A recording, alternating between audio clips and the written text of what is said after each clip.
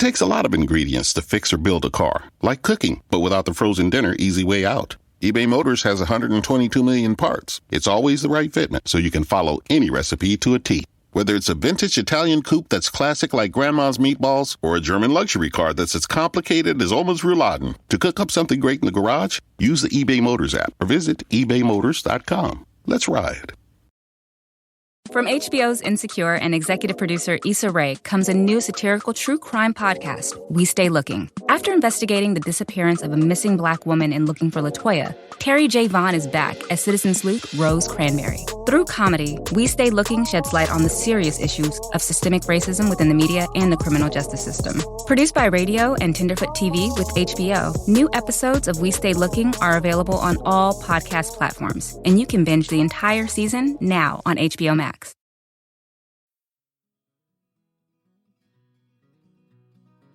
And as much as I love backpacking, you can backpack everywhere. If you think about it, if you look at the map, because this waterway reaches to the far corners of the country, literally you could go everywhere and anywhere with a canoe.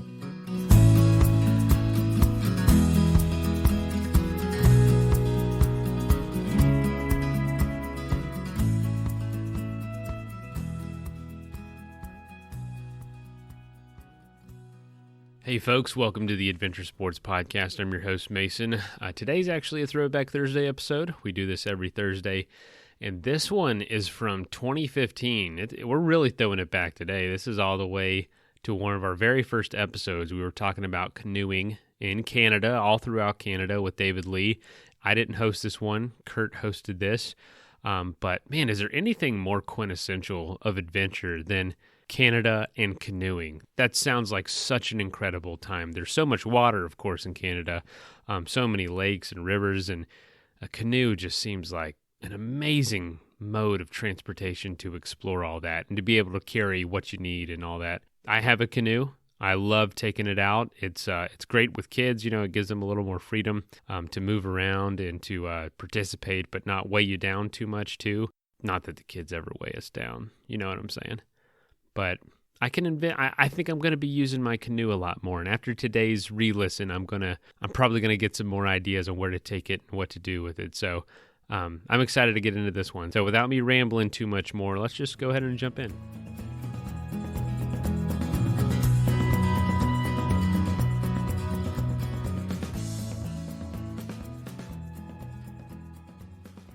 Hello and welcome to the Adventure Sports Podcast. This is your host, Kurt Linville.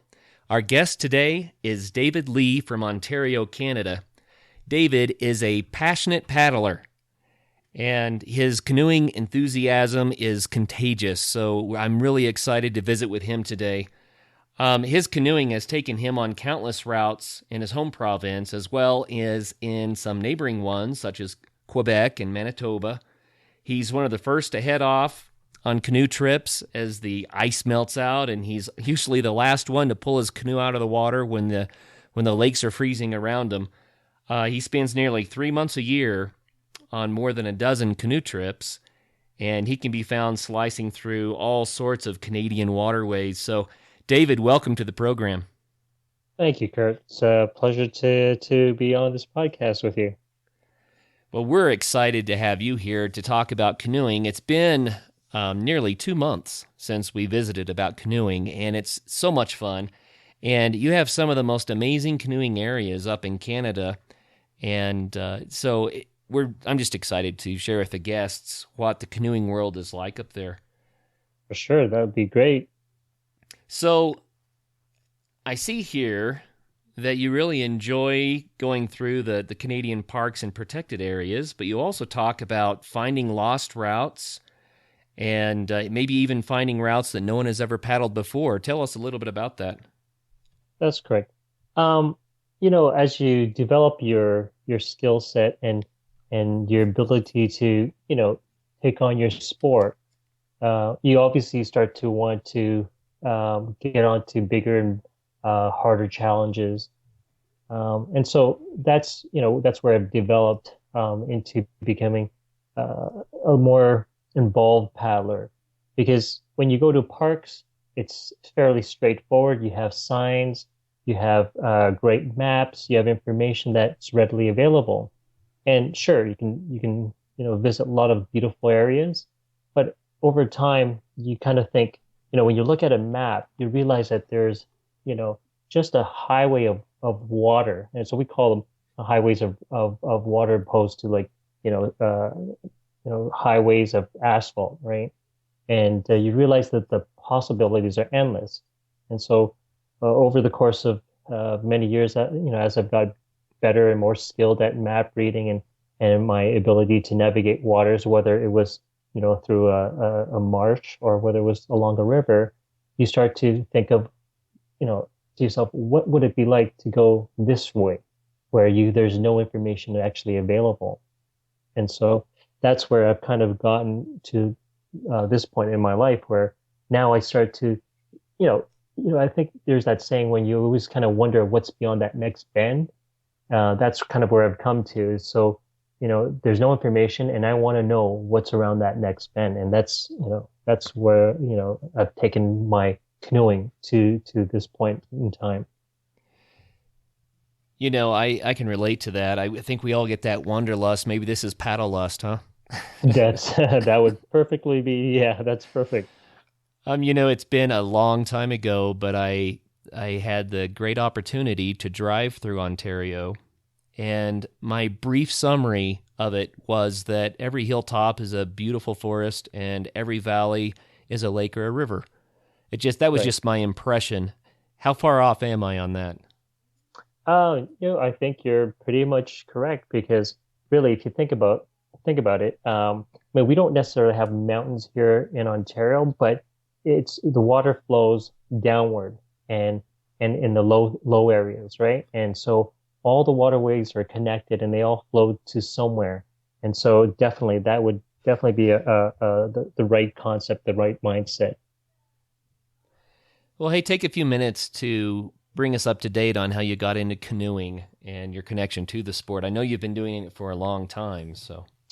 Yeah, actually, well, I mean, actually, I couldn't say that I've done it for as long as some other people who've been into canoeing. I mean, I've been into it really passionately, I guess you can say, for probably about the last 10 to 15 years. I had canoed before when I was a lot younger, at a summer camp, but for some reason, like certain things in your life, it didn't catch on then. And in fact, I was more interested in mountaineering. I got, looking at National Geographic magazines and heard about, Hillary climbing Everest, and I got enthralled with that. And so, but growing up, because we don't have mountains here, and I just, as a immigrants from Korea coming to this country, Canada, we didn't have the financial resources, so I was stuck backpacking. So I did a lot of backpacking as a younger kid. But what ended up happening was that one day I was at a bookstore and I was looking for some more backpacking routes. And I happened to chance upon a canoe route book by a fellow named Kevin Callan. He's a well-known canoeist here in Canada or in Ontario. And he he actually spoke very passionately about paddling and his love for traveling lakes and rivers and whatnot. But what really turned me was what I found out about canoeing. What I found out was that in this country, um, because this country is so well known for its fresh water, that there's a lot of it, and we're all interconnected by a waterway. And really, because this country, if you look in the history, it was built on the fur trade. And a lot of the fur trade was done based on the native vessel, which was the canoe. And so naturally, this country is perfect for canoeing. And as much as I love backpacking, you can backpack everywhere. If you think about it, if you look at the map, because this waterway reaches to the far corners of the country, literally you could go everywhere and anywhere with a canoe. And that's when it kind of clicked to me and realized that, hey, yes, I was enjoying backpacking and enjoyed hiking, but this is what I should be doing. And then I finally, took head off on one of the routes by Kevin Callan's book, and I was hooked from then on. Boy, I can see how easy it would be to get hooked on the sport. I grew up canoeing on a scenic river in Oklahoma called the Right. Illinois, and I really enjoyed it. And for us, we weren't on some big backpacking overnight thing. Usually it was just a day trip, and we would see how many times we could flip the canoe on purpose and ambush each other. But how much fun can you have doing things like that? And now we canoe in the lakes in Colorado, doing a little fishing and just enjoying the pristine, the clear water and the silence of it. I love the way that in a boat you can drift right up on wildlife, and they don't see you walking toward them, and somehow it doesn't trigger the same alarm.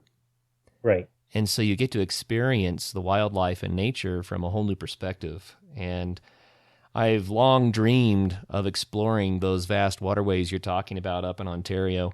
So if a person were in southern Ontario and they wanted to go north, Right. how far could they go, and how many portages would they have to go a huge distance? Well, really, Ontario is a huge province, and so the one place that everyone hears about, whether it's from the United States or even internationally, everyone has heard of Algonquin Provincial Park. And Algonquin Provincial Park is known for the autumn leaves, the brilliant autumn leaves, but is also known for canoeing. And you can kind of consider Algonquin as like the canoeing capital of Canada. So from Toronto, which is, the capital of Ontario, it's 3 hours to get to Algonquin Provincial Park. So it's not too long, and it's quite an easy way to get there because the highways there are not, it's not like dirt roads or anything that you have to travel. It's all paved and it's easy to get to. So it's an easy destination for anyone wanting to canoe or even hike or whatever the case is, any other kind of activities in the park, even for let's say just a weekend getaway. Now, if you go beyond Algonquin, there's certainly a lot of other parks and what we also call Crown Land. Crown Land is not a park. It's basically meaning that it belongs to the public, meaning it's public land. Okay. And this is where it gets interesting because this is where if you wanted to do some exploration, you could because it's public land and you could look on a map and say, hey, I want to follow this river and get to this lake and see what it's like. You could do that. The only what do you call it? The setback is sometimes the access to those areas are limiting because there are no roads there. So you would have to find probably the closest waterway that you could get access to by vehicle or let's say train or whatever other means that you can get there, and then you would have to paddle and get to those that waterway that you're interested in. But that certainly opens up so many more possibilities rather than being stuck to certain designated plots of land which are designated as parks. So, yeah, that's neat. Yeah, so really, because Ontario is so big, I've gone as far as almost 2 days drive up into the northwest corner of Ontario, up in Woodland Caribou Provincial Park, and so literally, like it's quite a bit of a drive to get to the northern part of Ontario, and I could literally drive further, and still access a huge tract of wilderness. So the possibilities are definitely limitless. Yeah, and I cannot say the same for Colorado. We're a lot drier here, even though we have literally thousands of mountain streams. Most of them are not navigable. Right. And but we have enough to enjoy. But I think Ontario just got more than its fair share of those beautiful waterways. Yeah, it's a huge province, and it's got lakes and waterways all over the place. So why would you encourage people to take up the sport of canoeing, to give it a shot? Well, you know what? I think, like I mentioned before, just based on the province, and not even just the province, the country itself, it is perfect. Like canoeing is like the perfect sport for people who have a love for the outdoors. Sure, you could backpack. Sure, you can kayak, you can do other kind of outdoor activities. But if you really want to get back to, I mean, if you really want to get to exploring nature and don't want to be limited by the terrain or like, here's an example. If you took kayaking, kayaking is not it's not a vessel for portaging. It's more for a big mass of water, body of water. So you're looking at oceans and huge lakes. So it's limited in its ability to travel basically across the country. If you live on the coast, that's great. But the canoe, because you can portage the canoe, you can travel all along the waterways. And if the waters don't connect, well, what do? You put the canoe on your shoulders and you carry to the next body of water, and then you just continue your journey. And that's why you'll hear about a lot of people paddling across the country because they can, right? And that's the beauty of it. So for anyone that has a love for the outdoors, I would certainly encourage canoeing because it literally is a limitless possibilities and opportunities that you can have at your doorstep. I've often wondered how nice it would be to go on an extended canoe trip when you can have the luxury of a little bit more gear in the canoe. I do a lot of backpacking, and I really like to have a light pack. So I leave as much at home as I can, but I think, wow, canoeing, that could afford some real luxuries. Yeah, you know what? I mean, you've done backpacking, and one of my things about backpacking that I've always struggled with was that when I was growing up, I had no idea that I had a flat foot. And so as much as my legs hurt at the end of the night, after getting to camp, I still backpacked, right? And it wasn't until years later that I realized that there was something called an orthotic that could help you with your leg, your pain, right? But so when I transitioned over to canoeing, so I didn't have to worry so much about walking so much, and it relieved me of the leg pain. But it also, like you said, allows you to take more things that normally you wouldn't take because you're so conscious about weight and how much you're carrying. So there's the other side of it. You can take some more luxuries. You can take something that's heavier, like a more comfortable chair. Like, no backpacker would take a chair, right? I mean, it would just sit on the ground or lean on a tree, right? Right. But when you go canoeing, you could take a nice, comfy, foldable, compact chair, and that's that luxury that you can enjoy sitting in front of, a river or a falls or a nice, calm lake and enjoy it and still be comfortable. The downside is, of course, if you do a lot of portaging, then you'll be carrying that extra weight as well too. So, but because usually there's more paddling involved, you can kind of justify the extra weight sometimes.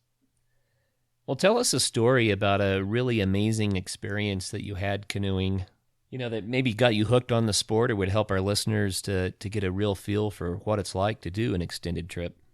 Actually, it wasn't a trip that got me into canoeing. It was more that discovery of reading that book and discovering that this country was built for canoeing that got me so thrilled about getting into canoeing, and then I found a passion for it. So, I mean, since that, once I started getting into canoe trips, and I guess you can say I got into the rhythm of paddling and portaging the canoe. It's like I found my mojo. It's just like I found my passion, and it just felt right. And so it progressed from one trip to another trip to another trip, and then as the years progressed, I was just doing more and more trips because I just fell in love with it. And so it's funny. It's not like I went on a trip and a light bulb went out. Went out. It turned on. It was this discovery of what the sport was in the history that really got me, into this sport. And then from then on, all the trips came after it. And the more I got involved with the trips, the more I got into, the different aspects, whether it was running rapids, on a river doing whitewater, or whether it was looking for a new route to another lake, or whatever the case was.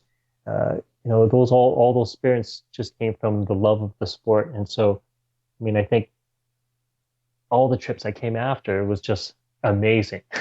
And I think a lot of canoeists will say the same thing. It's like when someone asks you, what is your favorite trip or what's the best trip? Everyone keeps saying it's the next one because all these because all these experiences are amazing and you learn something, you gain something from it, and you can just you're perpetually looking forward to the next one. So um, it certainly wasn't a trip that got me started in this. It was discovery of what canoeing was about, what canoeing was in this country. Well, hey, then in that case, describe a day when you took a canoe trip. Describe what a trip is like from, summarize from start to finish. Okay. Well, canoeing, I think it's like any kind of other sport, especially when camping is involved and when you're staying overnight, is that you want to do a lot of preparatory work prior to going. You know, like I said, I think we briefly touched upon the difference between going to a park opposed to going to a crown land and rediscovering your own route. So I won't go into the in-depth part, but just in the basic premises of a canoe trip. Normally, you would set aside a distance, a loop that's feasible to you. Now, there's canoeists of all types and abilities. So there's ones that are go-getters that want to get a lot of distance in the day. They want to portage a lot, right? It's like a macho thing, right?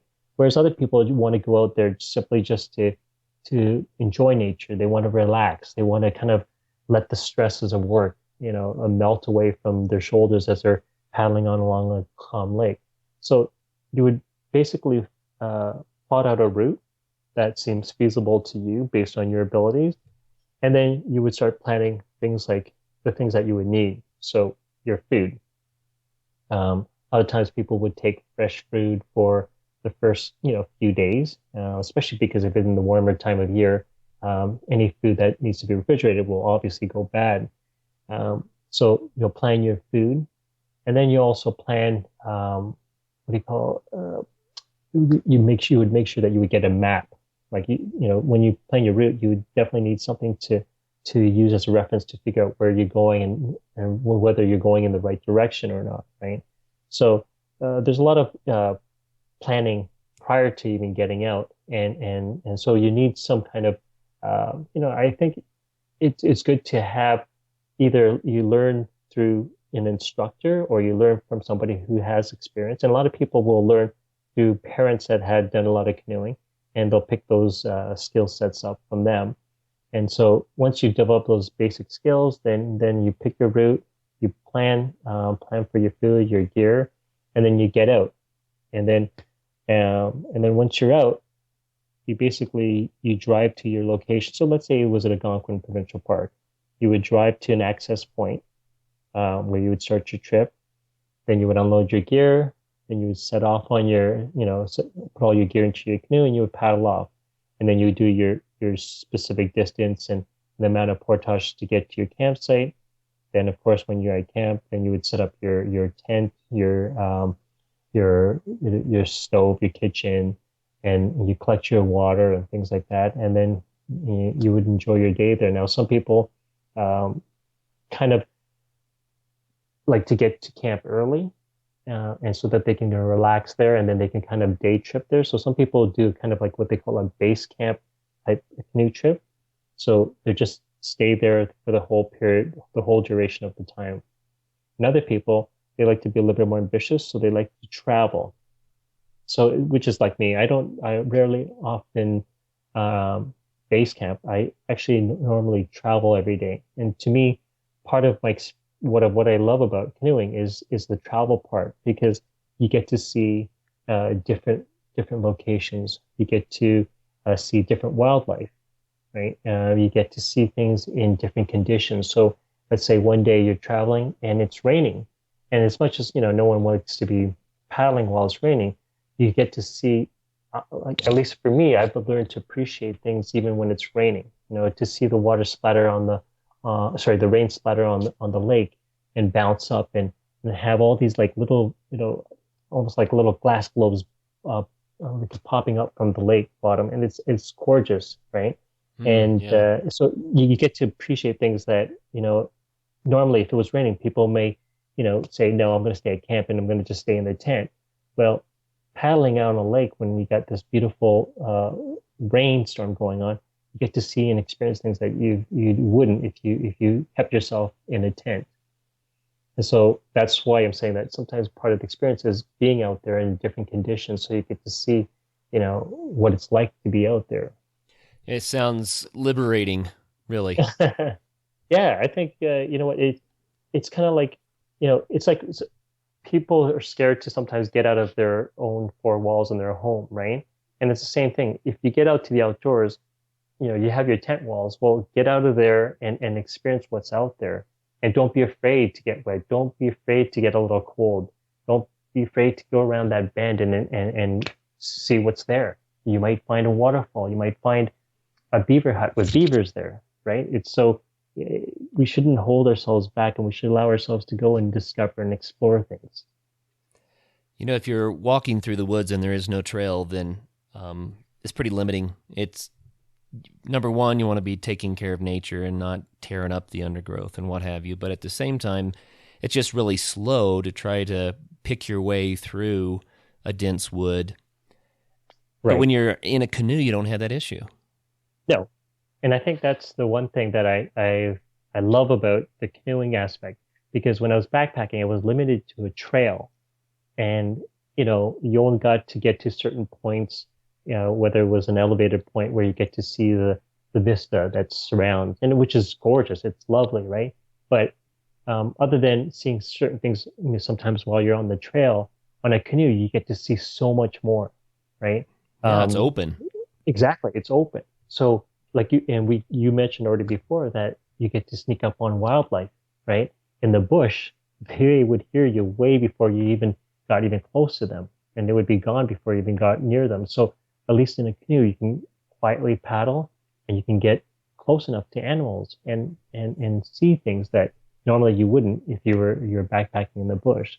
So yeah, definitely like being in a canoe, I feel that you get to see a lot more.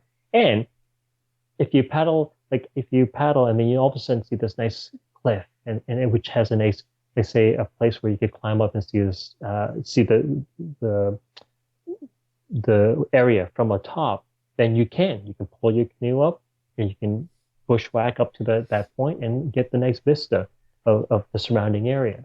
So where backpacking, you're kind of limited to the ground. With canoeing, you can do both. Hey, I have to ask, are you familiar with Ray Mears? Yes, I am. A lot of the people in the United States haven't heard of Ray Mears because his show doesn't air on any of the networks here. Oh, He's really big in Great Britain, of course, yep. and he can be, you can watch his shows over YouTube in Right. the States here. But I loved his show where he built a birch bark canoe Oh, yeah. up in Canada. And I just had to bring that up because it was amazing, and the history that he ties in with all the fur trapping routes and the trade routes and the massive canoes that held, Yeah. lots of guys and tons of gear, and and Yeah. the way that Canada was really pioneered on the water. Exactly. So, and that's why that's the other aspect of canoeing. Sure, there's the part that you're out there exploring the wilderness and you can get to all these places in the canoe, but then you think about it and you realize that this was not something that we discovered, right? It was something that was here built by the natives, and it was here for hundreds of years before we were here, and that's how they traveled, and that's how they got to see and hunt and discover this country. And so yeah, it's amazing that they were able to take whatever was available in the forest and develop these amazing vessels that allowed them to travel, to survive, and to hunt and trap and do all these things. So yeah, I think it's amazing that Ray Meir was able to do that, to build an actual birch bark canoe, because nowadays they were saying that birch trees are a lot smaller due to all the logging, right? So there's hardly any birch trees that are big enough in order to make a full canoe. I think those trees are fairly rare, but to have that kind of experience is truly amazing. Well, it's a fascinating show. I don't mind giving a shout out to that for our listeners. If you've not heard of Ray Mears, then look him up because you'll learn something every time you watch him. Definitely, he's an expert, a real expert in survival techniques and knowing how to use the resources that are available to you. And so I think it's good for anybody that really finds themselves a lot in the wilderness, because we may sometimes find ourselves in a situation where, you're in a survival situation. And I think you probably have heard the same stories where there's the odd time that someone accidentally, got lost, or by accident they got separated from some, let's say their parents or whatever, or wandered off. And it was funny because they had learned something from a survival show, whether it was Ray Mears or whether it was Les Stroud or whomever, and they remembered those techniques and they employed them to survive. So it shows you how invaluable to learn these skills, and you never know when that opportunity will come that you will need it. Let's take a quick message break and hear from the folks that help make this show possible.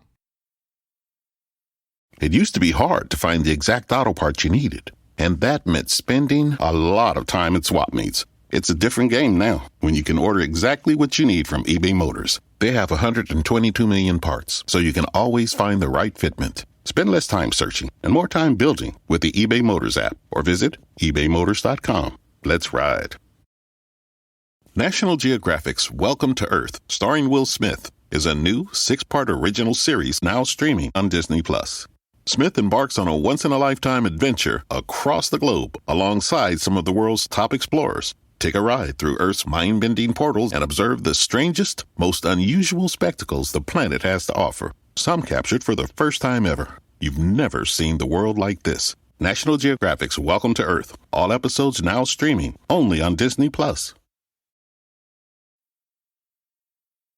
That is plenty of that for now. Let's get back into the episode. I have found that the more of those sorts of bushcraft and survival skills that you acquire, you start to understand nature more. You're working with nature at nature's speed, and the experience becomes more wholesome somehow. I think it's easy for people to wander into the wilderness and try to carry the modern world in with them. And I think, especially initially, sometimes people hide a little bit from nature because it's unfamiliar, right? Exactly. And as you learn those skills and you begin working with nature, and you realize that humanity is from nature and part of nature, right? Then it's more of an ensemble. Right. Anyway, I think that it's really wise what you're saying there. People need to do that. Get out there and make a hobby out of learning these skills, because it not only makes you safer, but it also really enhances your appreciation of nature.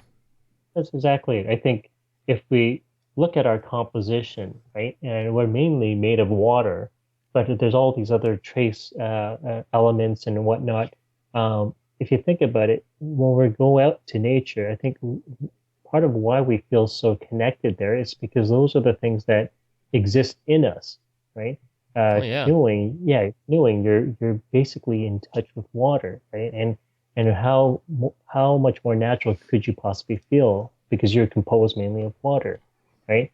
I think there's an interconnectedness of us with nature, and we all know when we die, we go back to nature, and whatever's left of us when we die, it's those parts that are used to grow into a tree or some plant or whatever, right? So we're in a perpetual cycle, and I think that's where we feel most connected. And you're right. I think in our society, a lot of times, because there's a lot of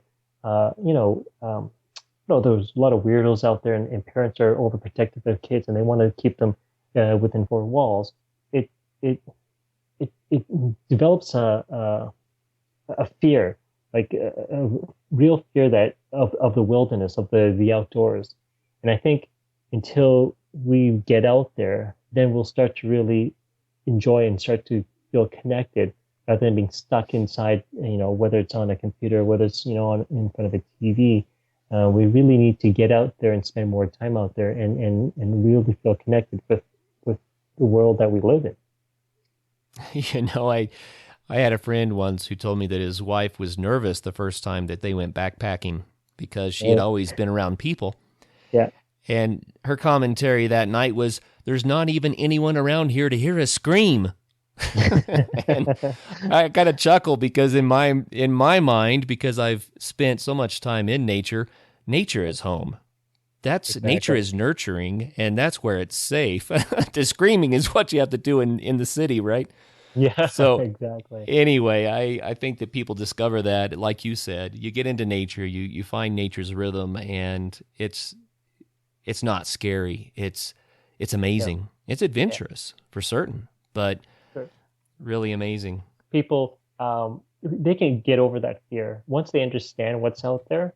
Then you know what, they can be totally comfortable, because you're right. There's a lot of people that have that unnatural fear.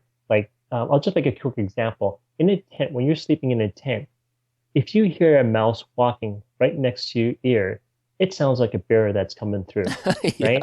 Yeah, sure. And so these are the unnatural fears that unless we know to understand the sounds and what's out there, then all of a sudden you realize, oh, it's not a big deal. And I'll be honest, I went through that fear as well too, especially when I went solo. When I decided, after many years of paddling with other people, I decided to go solo.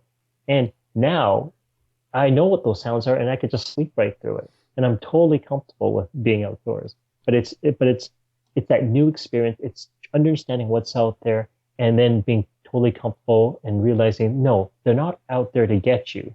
They're just doing their own thing, and just you're recognizing that you're living with other animals out there, and you should just be just as comfortable.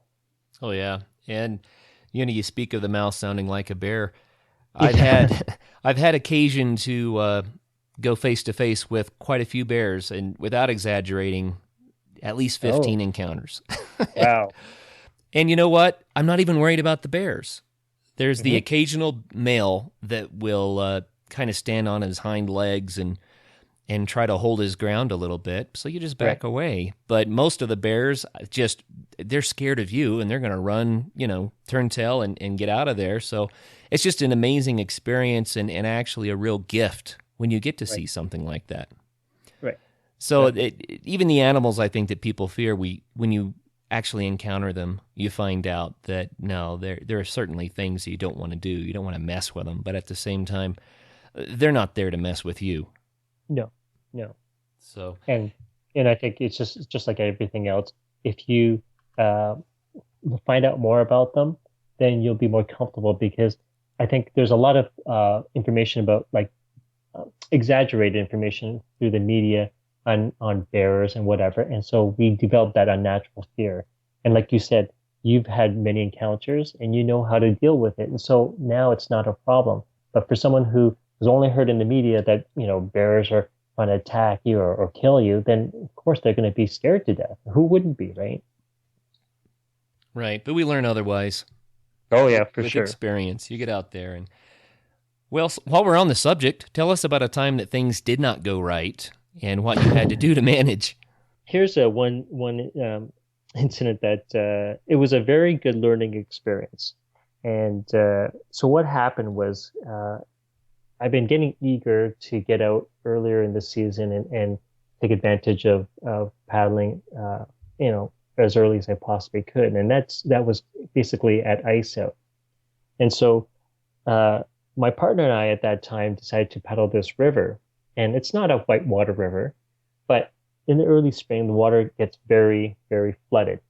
And so we knew that. And anytime if we were running across any big rapids, we would just portage around it and it wouldn't be a problem. Now, during this, because it's a river trip, we had to get shuttles. And my brother had helped us with the shuttle. So they basically, because we start at one end, because we needed the car at the other end, that's what they would do. They would drop us off, drop the other car at the end, and they would drop us off at the beginning of the trip so that we could paddle down to their car, and then we would have the car available for us to go home with. So during the shuttle, we crossed this bridge, and normally there's a lot of space between the bottom of the bridge and the water. Now, because the ice had just gone out the day before, the river was in total flood condition. Mm. And the water was actually very close to the bottom of the bridge. And so there was a little bit of a joke uh, mentioned as we crossed that bridge because that was the river that we were going to pass underneath. And they kind of said, "Oh, I wonder if you could even get under that," right? So there was no more thought to that. We started the trip, and we were on to our second day. And so, of course, we come to the bridge. And so it was still pretty, there was still not very much space underneath there. So to my partner, it was just, I guess it was kind of one of those moments I thought, you know what, we should record us going under that bridge and show my brother, right? And so there was literally enough space for the canoe to go underneath on the bridge as long as we tucked our heads deep within the canoe. So we had to pretty much duck our heads right down. And all you had to do, because there was no rapids or anything, it was just the smooth water going through. All you had to do is literally duck your head down, and then the current will just take you under the bridge, and then we just pop out on the other side. So I explained that to my partner. She was in the bow, I was in the stern, meaning the back. And so all I was going to do is I had a point and shoot camera that I was going to press the video record button so that we could video us going underneath the bridge. So as we paddled towards the bridge, my bow paddler tucked underneath, and I was getting ready to tuck as well too, as I had the camera in my hand. But for some reason, I guess she just had a panic attack. And so she popped up her head and she grabbed the bridge. Oh no. Stopped. Yeah, and here I am. I had already put my paddle in and was in the tuck mode, and then realized that she had popped up and grabbed the bridge, and I was like telling her to let go. Well, during that time, this is where we got caught in a bad situation, because now the canoe pivoted and now was broadside to the current, which you never want to be in. Because what that happens now, the current is pushing against the canoe, and it rolled the canoe and tipped, like it just rolled into the water. And this is nice warm water, right? Just after the ice melted. Exactly, it's freezing cold. And so here she was. She had grabbed onto the bridge. Half of her was in the water, and me being stronger, I had grabbed the bridge too, because I swung around, right? And I was able to, so I had the camera in one hand, one arm holding onto the bridge, and I had flung my leg up and was actually, I was out of the water.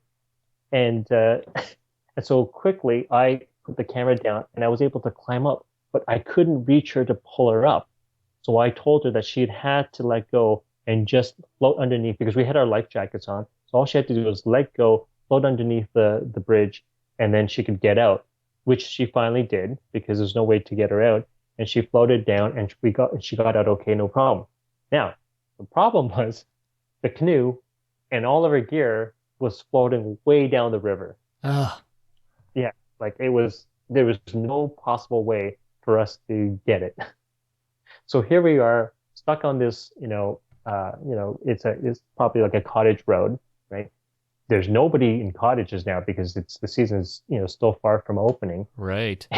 And here we are with a camera in hand and one wet person and myself. So yes, we were in quite the situation there. So we knew we would have to start walking and find some help, right? And luckily, just as we were starting to walk, someone had started to drive down the road towards the bridge. And of course, we jumped in front and waved them down. And an old gentleman came out. He was a retired gentleman, we found out later. And of course, he was probably kind of, worried that we're jumping in front of his car. But we came out and we explained our situation. Of course, he couldn't believe that we were first paddling the river at this time of year and that we had lost the canoe, right? Oh, so anyhow, yeah. because he lived in the area, he helped us. So what ended up happening was we drove to his place. His wife was there. His wife was at home. She got my partner some dry, clean clothes. She was getting cold at this point in time. And with this gentleman, we went and got another canoe, went back to the bridge, and we paddled to see if we could find the canoe. But that canoe was totally gone. It was like way down. There was no like, so we didn't even bother trying to paddle down the river. He knew that the river would have constricted, and there was a lodge there where there was a set of rapids, and if anything, it would get caught there. So what we did was we jumped back in the car, we drove down to the lodge, and this is the actually the canoe was there. So this is the funny Wow. part. So yeah, as we drove into the lodge, the canoe was sitting there with our gear, right? And we're like, wow, they got it, right? They were at that moment on the phone with the police, ready to call the rescue. Because you have drowned, obviously. There's a canoe with no paddlers. Exactly. So this is the funny thing. There was four of them. They were sitting on the deck, enjoying the nice. It was a nice sunny day. So they were out on the deck having a beer, and of course they see an overturned canoe flowing by, right? Then they see a barrel, they see a pack, they see a paddle, but they see no bodies, Oh, right? So you can imagine what they're thinking, right? That yes, someone has, some people have drowned. So they quickly got out in their canoes. They grabbed the canoe, they grabbed the gear, and they had actually opened the gear and found our like our wallets and stuff like that. So they knew, there were people. They were just now calling the police to get a rescue going. And so we came in just the right time, right? And yeah, timing was perfect. And so when we pulled up, we said that belonged to us. I actually had to speak to the police so that they would verify who I was, and then we could call the rescue off. And so it got called off, and it was fine. And the only thing we lost was one paddle, but everything else was right there for us to take back. well, what are the So odds? yeah, we were certainly very extremely lucky. And it just it goes to show you that even when something that yeah, there was obviously a risky conditions because with the cold water and the fast flowing river. But if everything had gone as planned under the bridge, we would have just floated by and we would have continued with the trip with nothing more to think about, right? Right. But just little, panic attack, and it created a whole chain of reaction that, was really a disaster, considering what had happened. So we're very fortunate to have these great folks to help us, and have them cross our paths at that time, and that it did, and have these other people at the lodge pull everything out and bring it out to shore so that we were able to get it. And luckily, we got to them before this huge rescue started, because it would have been quite embarrassing. Yeah, it just goes to show, we push the envelope just a little bit. You push the season a little, you push the water levels a little, and take a chance, and it doesn't always work out the way we think it will. Exactly. I think, if we were running a rapid and something like that happened, you know what, that would seem to be more reasonable that something wrong happened. But here it was this, almost innocent little, I wouldn't even call it a prank, just this little thing that happened, and it would blew up out of proportion. And then you realize that, wow, you could be in a life and death situation. Oh, yeah. Yeah. I mean, in a sense, it was a real blessing that you were at a bridge Right. where someone drove over the bridge or drove by and you could flag down and get help. I mean, if you Exactly. lost the canoe and there was no Right. bridge and there was no road and there was no trail, and now you have your canoeing partner who's fighting hypothermia, Yep. that could get really ugly really fast. Oh, for sure. For sure. And, I want to kind of bring up the subject of our lesson from this whole incident is that, you know what? Yes, you can push the envelope on your canoeing skills or whatever the case is, but with that should come a lot of knowledge and skill sets, and we probably didn't have we had some skills and we had some abilities, but I mean that was a situation we totally didn't expect to happen. But secondly, we learned a lot from that.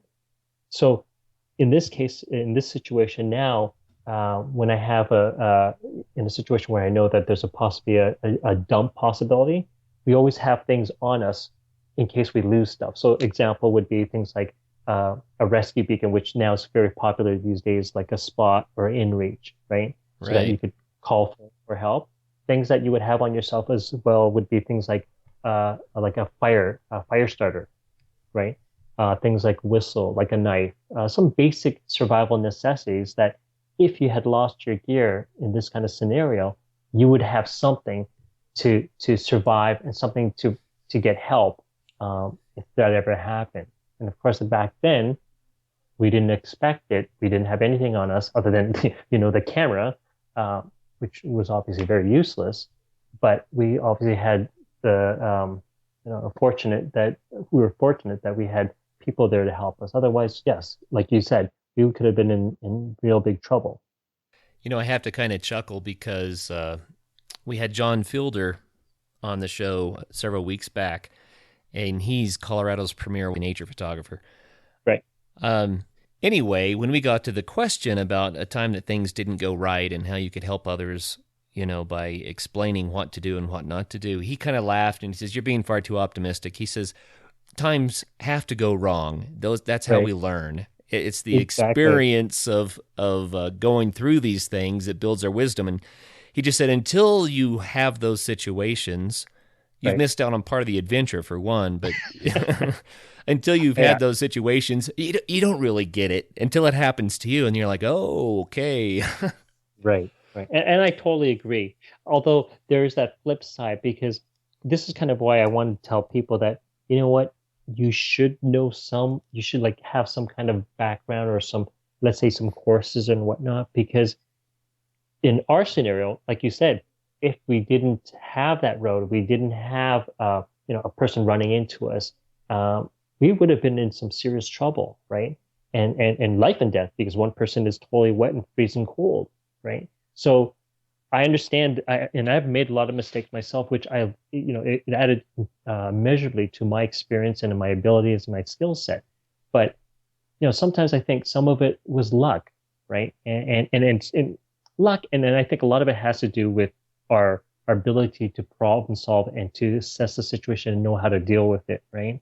So I'm thankful that I have some of those abilities that got me through some of my, you know, let's say foolish mistakes, right? But I think people shouldn't just go by the fact that, hey, maybe things will work out if things screw up.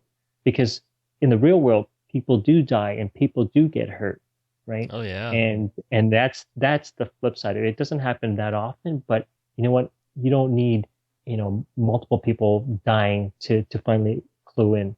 I think we need to realize that when you want to push something, when you want to go a little further or harder, that you better have the appropriate skill set to go along with it, because uh, you could get yourself into a lot of harm or into life and death situation. But I totally agree. Getting out there and having those mistakes and having those things that go wrong is certainly part of the way that we develop our skills and our ability to figure out problems. We interview a lot of people that do instructing, that Right. guide trips and teach people how to do various adventure sports. And there's a reason, for the listeners, if you can take the time to learn skills from someone who has the experience, then you're just Right. going to be that much better off, especially when the unexpected happens. Right. And so that's one point, is that I really believe it is worthwhile to find someone with a lot more experience. If you're a novice at a sport, Right. then find someone who's done it a lot and see if you can just hang out with them, help them out with the sport somehow, and pick their brain, Yep. gain some of that knowledge. The most important thing that anyone can do for any adventurous sport is to gain knowledge and understanding. Exactly. All the gear in the world won't save you if you don't know what to do with it. And you don't need all the gear in the world if you do know what to do. Exactly. So that's why one person can go into the wilderness with just a knife and he can survive, whereas somebody can go out with a whole slew of camping gear and would be totally useless. They wouldn't know what to do. Well, hey, how about closing out the show with a funny story for us? Funny story. Um, Here's one. I mean, I've had a lot of hilarious and funny moments in my, I guess you say, my short career of paddling.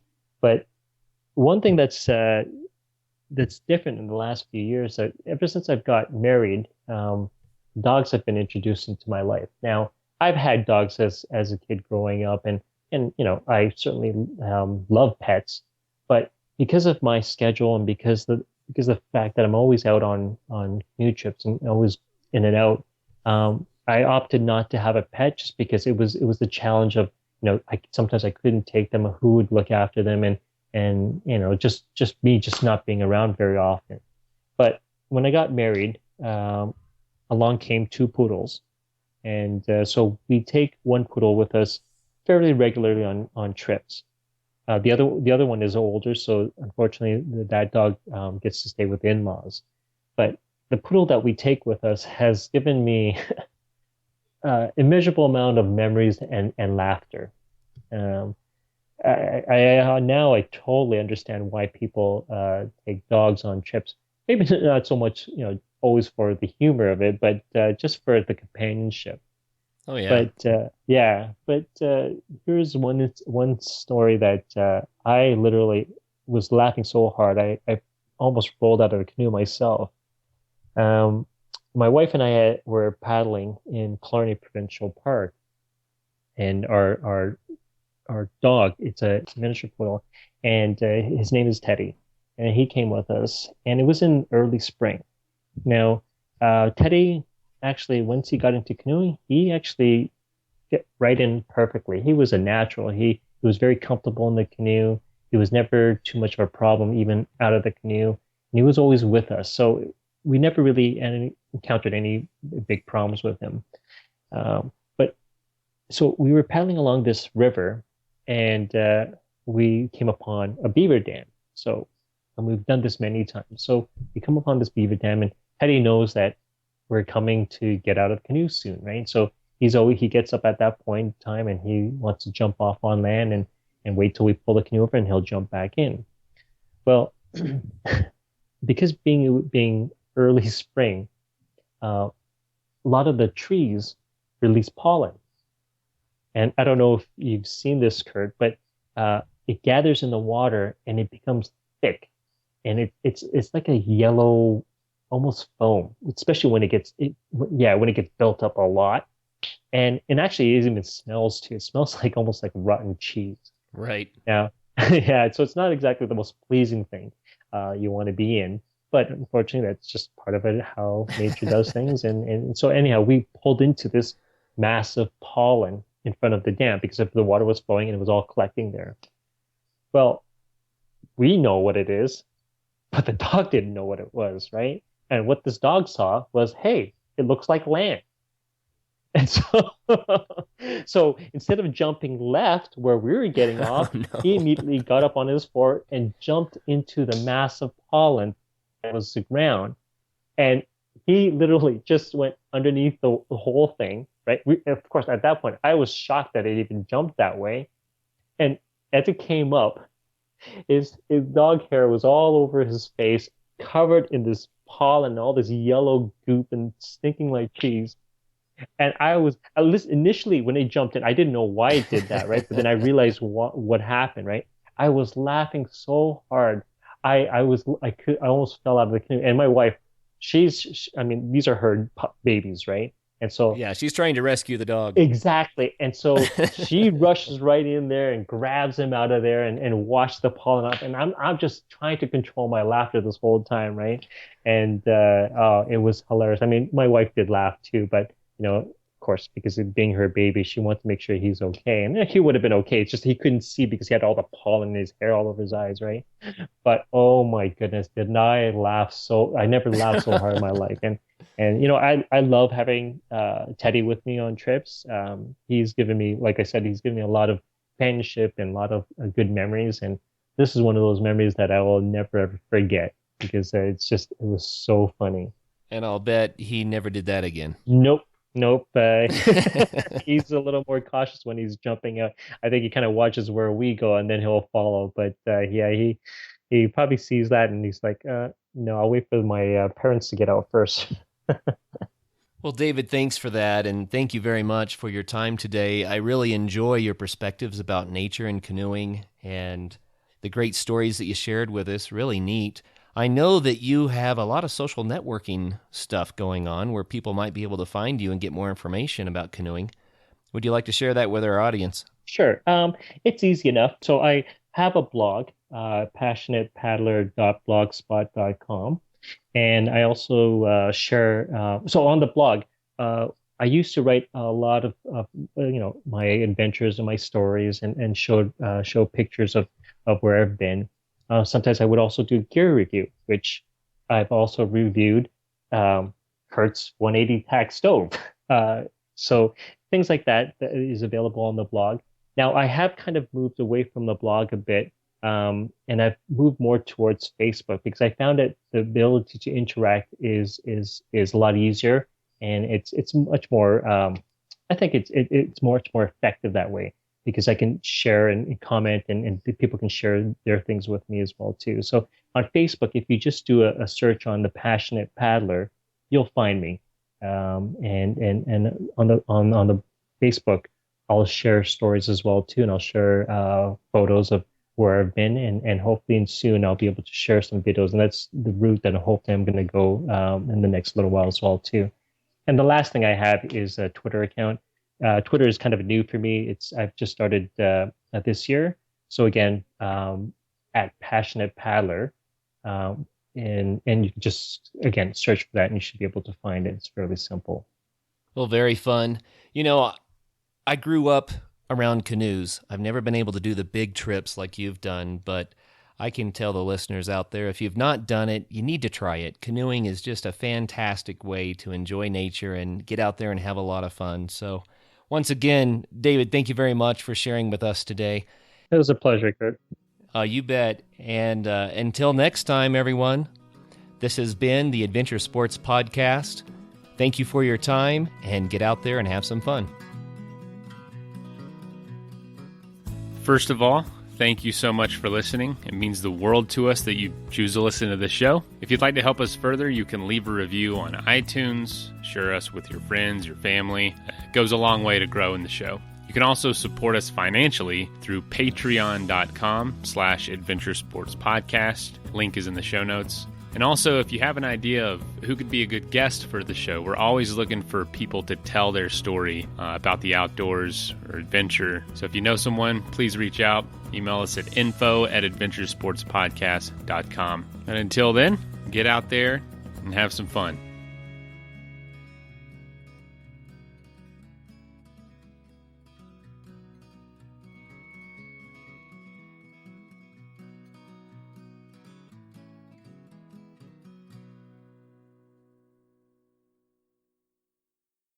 Gearheads know that some projects need so many parts, it feels like you need a whole storage unit just to store them. That's what eBay Motors' 122 million parts are for. Think of it as your virtual parts garage. They've always got the right fitment at the right prices. Use the eBay Motors app or visit ebaymotors.com. Let's ride.